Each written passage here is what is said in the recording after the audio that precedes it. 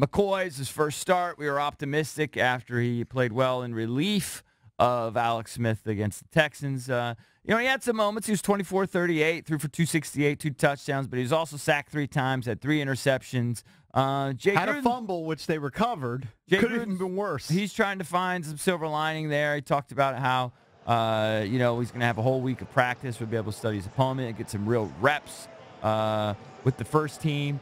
He was on the podium yesterday, and or at least he was asked about what they work on with their so-called extra bonus day, because they play, I guess, on Monday night next week. You've mentioned this as being a bonus day. What kind of stuff do you guys address on an extra practice day?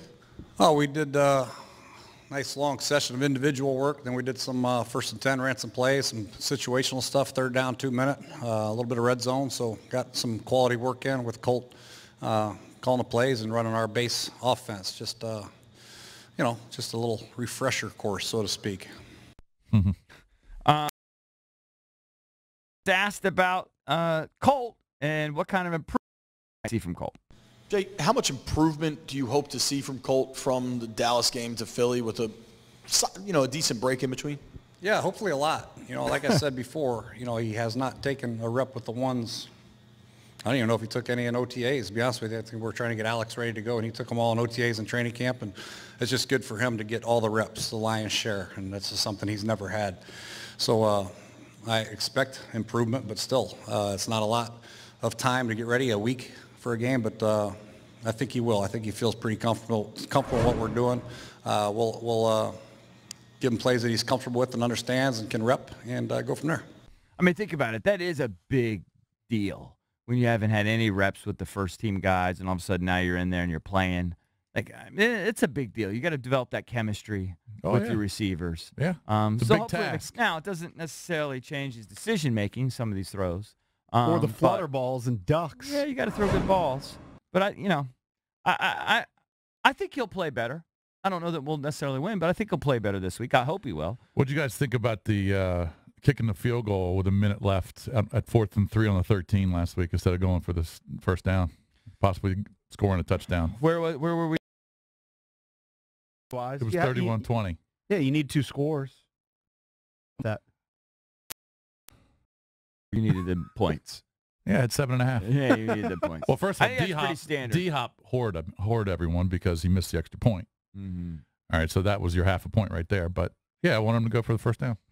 All right, and then there's one more question for Jay. He talks about the differences he might see from Colt even after just one full practice. Could you even see some differences, maybe even just running some things today from him? I think the big difference with Colt is, if I just can see right from today, is he likes to get the ball out of his hands a little bit quicker. So receivers just got to be aware that the ball's coming out, and they have to understand that. If the defensive back's high on top of him, he might throw a back shoulder to him, and it's going to be in the air. So they just got to get our guys' heads around a little quicker. He's going to give you more opportunity-type balls for the receivers to come down with, their tight ends or backs. But for the most part, that's the biggest difference. But I think getting to know the guys and the guys getting to know him when the ball's coming will be a huge help. That is a big difference. It's so funny.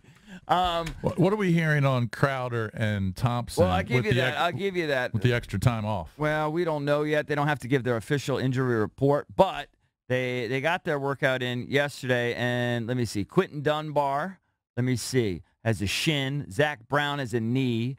Jonathan Allen, a knee issue. Matt Ioannidis, I guess, nursing a calf.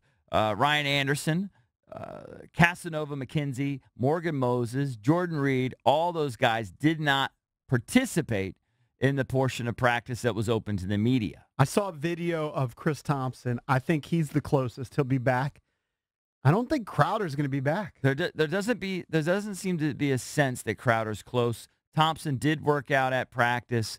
They say he's still dealing with pain from his fractured ribs. He says he couldn't sleep. He's still having trouble right now sleeping. It's hard to laugh. It hurts to cough. It hurts to sneeze.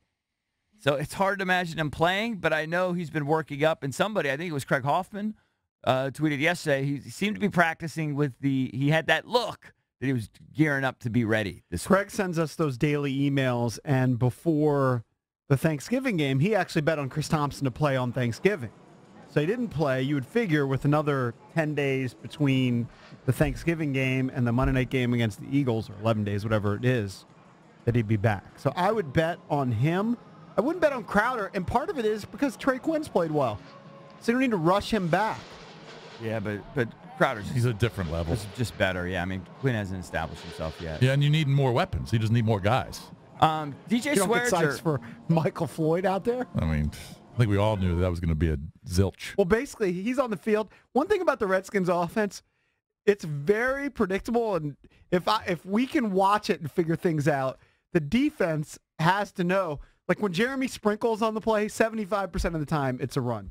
When Michael Floyd's on the field, It's just 75% blocking. of the time it's a run. Yeah, it's just like blocking. they have blocking wide receivers. That's what Floyd is. Awful. DJ. Why, what's the deal with? Well, let me get into the Swearinger thing. So, No, I'm going to. But Trent. Trent is back at practice. He's been fully cleared. He was taken to the hospital after the game because they were a little bit worried. It was just a precautionary thing, but they were a little bit worried about his liver. He said he was a tad dehydrated. He was a little lightheaded, and they just wanted to be safe rather than sorry. He was cleared. Now, he's still dealing with the surgically repaired thumb, and he says that's really difficult. It's almost like playing with just one arm, one hand, because he can't grab the way he's used to.